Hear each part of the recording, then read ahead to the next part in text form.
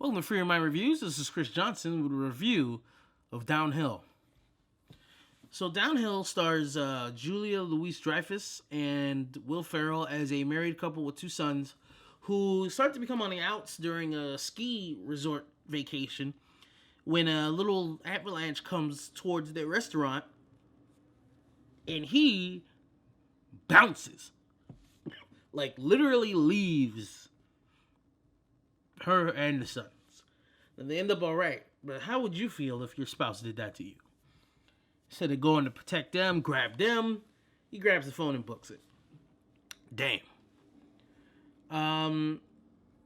This is also another movie that you can, it's kind of a mixed bag from the directors of The Way Back, which I thought was a great movie.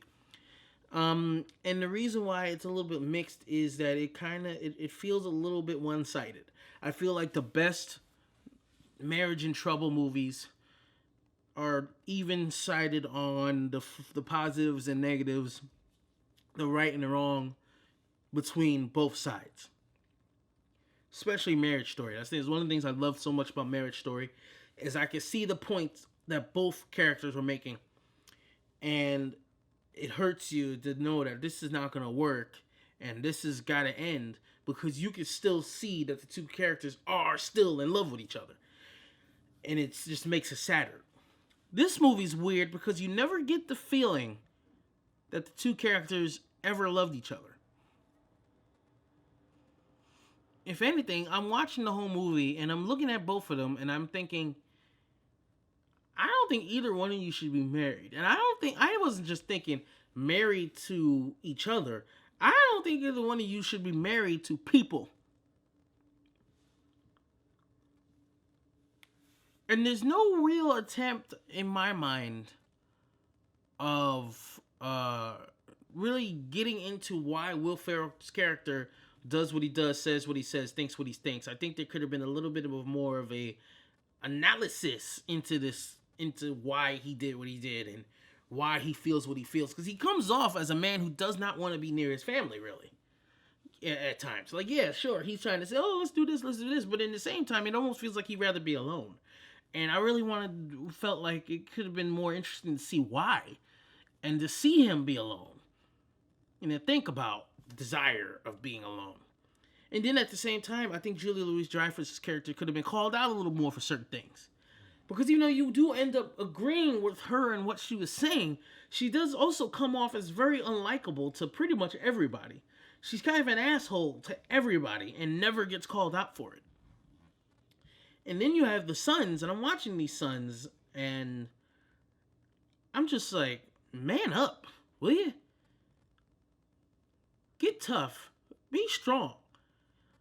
Because like somebody else was saying, like, these characters acting like they're 8. They look like they're fucking 13, 14. Like, at some point I was looking at him like, will you stop fucking whining? What's up with you? And if the movie had given us maybe an analysis as to why the sons were like that, I wouldn't be as harsh on that part as I ended up being. But the movie is only an hour and 27 minutes. It only has room for one scene where the characters tell each other about themselves, but it's more awkward than revealing to me.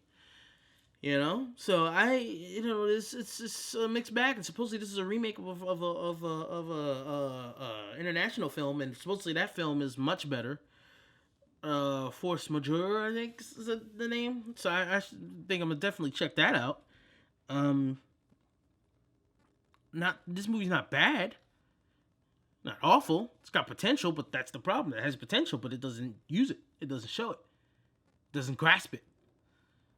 You know, it's just an hour and 27 minutes of unlikable characters doing raggedy shit and not really getting punished for it. What's the statement being made here? What does this movie have to say about a bad marriage? I don't know. But in the world where you have Marriage Story, Blue Valentine, Revolutionary Road, stuff like that, Downhill just doesn't have anything to offer. Sorry.